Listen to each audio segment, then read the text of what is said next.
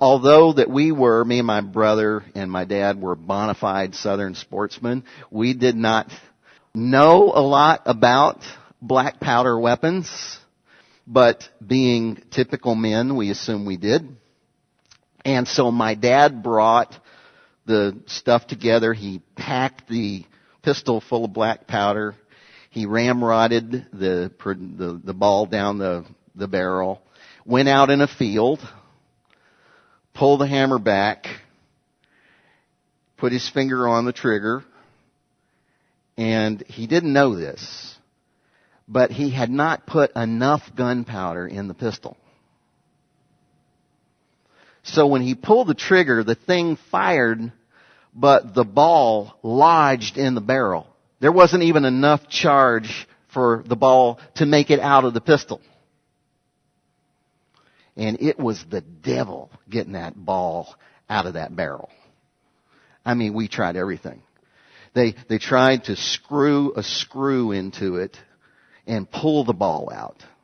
That didn't work. Tried to break the ball inside the barrel and shake the fragments out. That didn't work. So finally, my dad just brought the pistol to a gunsmith who, in my humble opinion, didn't know a lot about black powder weaponry either.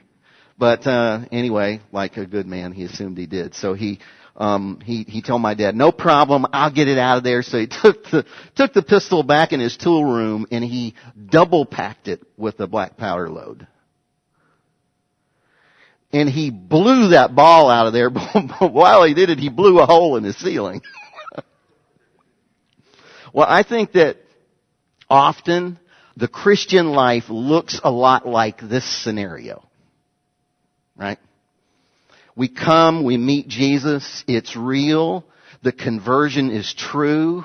Oh my goodness, there's a flash, there's a bang, but we don't travel very far before we get stuck. Sort of like the ball in the barrel. I've got theories about why that happens.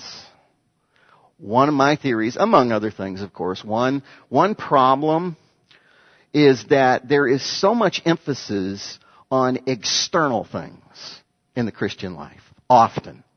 I'm talking about things like works and activities and issues of the day, as well as even ministry. And so little attention ends up being paid to what's going on in here. Almost no attention gets paid here. In fact, a couple of years ago, a man named Francis Chan wrote a book called Forgotten God. And the theme of the whole book was the church's relative neglect of the Holy Spirit.